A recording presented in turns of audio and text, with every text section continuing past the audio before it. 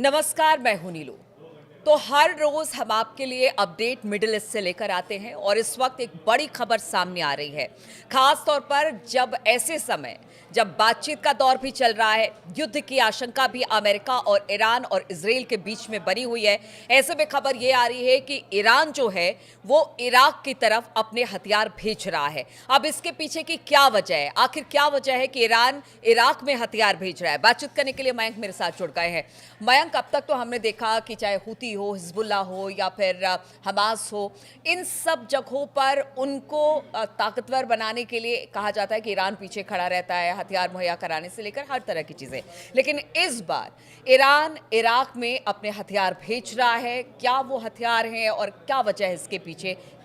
Iran की मंशा क्या है? देखिए, जो इंटरनेशनल मीडिया में जिसकी चर्चाएं हैं, जो एक्सपर्ट्स मान रहे हैं, ये ईरान का एक बहुत बड़ा मूव है। ये ऐसा लगता है कि पूरी एक शतरंज की बिसात बिछी हुई है और जिसमें खामेनी ने एक बहुत बड़ा दांव खेला है। और बताया ही जा रहा है, खबरें ये आ रही हैं कि ईरान ने इराक में अपनी बैलिस्टिक मिसाइल्स की बड़ी खेप भेज दी है। और ये बैलिस्टिक मिसाइल्स किसको सप्लाई की गई हैं? पॉपुलर मोबिलाइजेशन फोर्स को, कताइब हिजबुल्ला को और लश्कर ए मुख्तार को। ये तीनों शिया संगठन हैं जो अमेरिका के खिलाफ लगातार जंग कर रहे हैं और ये ईरान के समर्थित संगठन हैं। ठीक है। और ये बैलिस्टिक मिसाइल का इराक भेजा जाना एक प्रकार से इजराइल और अमेरिका दोनों के लिए एक बड़ा झटका माना जा रहा है। देखिए, ये खामेनेई ने बहुत ही नपे तुले तरीके से ये फैसला लिया है मिसाइल्स भेजने का। और बताया ही जा रहा है, अब ये मिसाइल्स जो है खुद आईआरजीसी की तरफ से, जो अंदर की खबरें हैं कि आईआरजीसी जो फोर्स है ईरान की, उनके कुछ कमांडर्स को ये जिम्मेदारी सौंपी गई है और इनके द्वारा ये जो है फोर्स मिसाइल्स जो हैं वो भेजी गई हैं। अब देखिए, इसमें जो मिसाइल्स भेजी गई हैं, इसमें कुद्स बैलिस्टिक मिसाइल है और जमाल नाम की जमाल ग्रुप की जो है वो बैलिस्टिक मिसाइल्स हैं। ये दो बैलिस्टिक मिसाइल्स का नाम सामने आ रहा है। और साथ ही बड़ी संख्या में, बड़े पैमाने पर हथियार भी इराक भेजे गए हैं। अब जो आपका सवाल था कि भाई ये क्यों भेजे गए और इसका क्या परिणाम होगा, देखिए, पिछले कुछ समय में अगर हम देखें तो सीरिया में जैसे हालात बने, बशर अल असद को वहाँ से हटना पड़ा। बशर अल असद जो है, उनके ईरान से बहुत अच्छे संबंध थे और बशर अल असद के हटने के बाद जिस तरह से तुर्की का इंटरफेरेंस हुआ और एचटीएस के हाथ में जो है वो सीरिया का बड़ा हिस्सा एचटीएस के पास चला गया। और अब जिस तरह से इजराइल वहाँ पे लगातार सीरिया में जो है वो बड़ी ज़मीन पे कब्जा करके बैठा है और वहाँ पे जो है अपना एक प्रकार का बड़ा बफर जोन बनाना चाह रहा है, या बल्कि ये कहें कि सीरिया का एक बड़े हिस्से को हथियाना चाह रहा है।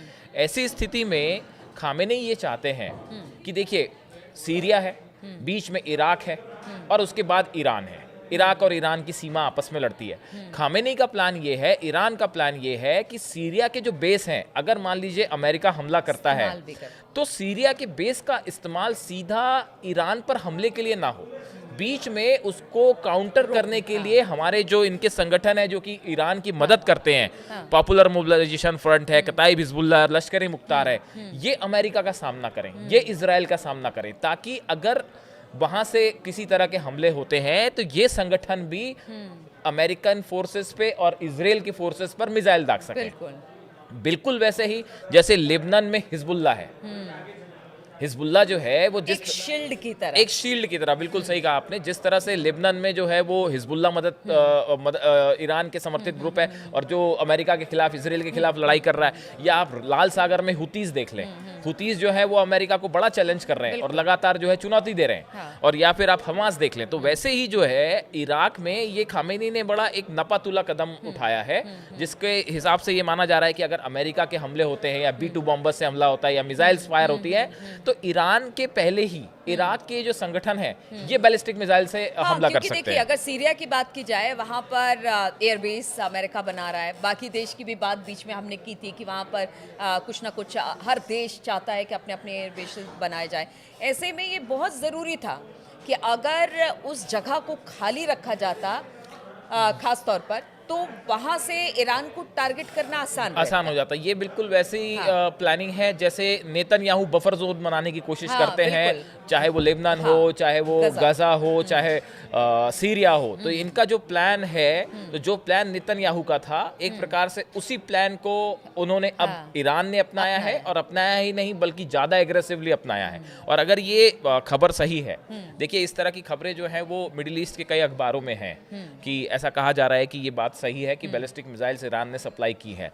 अगर ऐसा है तो ये वाकई एक बड़ी चुनौती होगा अमेरिकन फोर्सेस के लिए, और खासकर इजराइल के लिए। और एक बात और, हमने पहले भी जिक्र किया था इस बात का कि देखिए अगर अगर इजराइल और अमेरिका एक तरफ आ जाते हैं तो ईरान के समर्थन में जो उनके प्रॉक्सीज है और बाकी बहुत सारे संगठनों को हमने बात किया था कि किस तरह से वो चाहते हैं कि वो ईरान का समर्थन करें, और जहां पर बात युद्ध की आएगी खासतौर पे इजराइल और अमेरिका के साथ, तो सभी संगठित होंगे।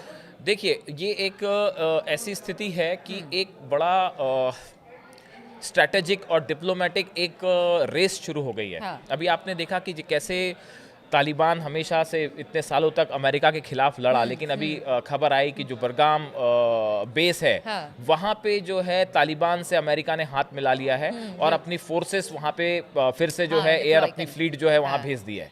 तो देखिए एक प्रकार का युद्ध के पहले जो लॉबिंग होती है कि कैसे किसी मुल्क को, किसी संगठन को अपने पक्ष में किया जाए, तो अमेरिका की तरफ से भी एक कोशिश है कि ज़्यादा से ज़्यादा इस्लामिक जो कंट्रीज हैं उनको ईरान के खिलाफ अपने खेमे में रखा जाए, और दूसरी तरफ ईरान की एक कोशिश है कि जितने संगठन जो अमेरिका के खिलाफ हैं उनको मजबूत किया जाए, अपने पक्ष में रखा जाए, ताकि अगर अमेरिका की तरफ से हमला होता है, इजराइल की तरफ से हमला होता है, तो ना सिर्फ ईरान पलटवार करे बल्कि ये सब संगठन, और हमने देखा कि ये बड़ी क्षति पहुंचाते हैं, चाहे हिजबुल्लाह हो, चाहे हुती हो, चाहे हमास हो, ये हमेशा एक बड़ी भूमिका निभाते हैं ईरान के पक्ष में, और ये हमेशा से अमेरिका और इजराइल फोर्सेस के लिए बड़ा चैलेंज होते हैं। और इसीलिए ईरान तटस्थ रहता है। हमने देखा है कि वो बड़े नपे तुले सधे, क्योंकि उसके प्रॉक्सीज पहले आगे नीलो, आप बिल्कुल सही कह रहे हो। हम बार बार ये कह रहे हैं कि देखिए चाहे कोई भी फ्रंट हो, चाहे डिप्लोमेटिक फ्रंट हो, चाहे स्ट्रैटेजिक फ्रंट हो, डिफेंस का लेवल हो, खुफिया एजेंसीज हो, और हथियारों का मोबिलाइजेशन हो, इन सब मामले में ईरान के कदम बड़े बेहद नपे तुले हैं। अब सबकी नजर है कल की वार्ता पे क्या होता है, उसके बाद देखते हैं क्या बात। बिल्कुल, और हमारी नजर भी कल की वार्ता पर है, लेकिन देखिए तैयारी पूरी है, चाहे वो ईरान की तरफ से हो, अमेरिका की तरफ से हो, इजराइल की तरफ से हो, उनके प्रॉक्सीज की तरफ से हो।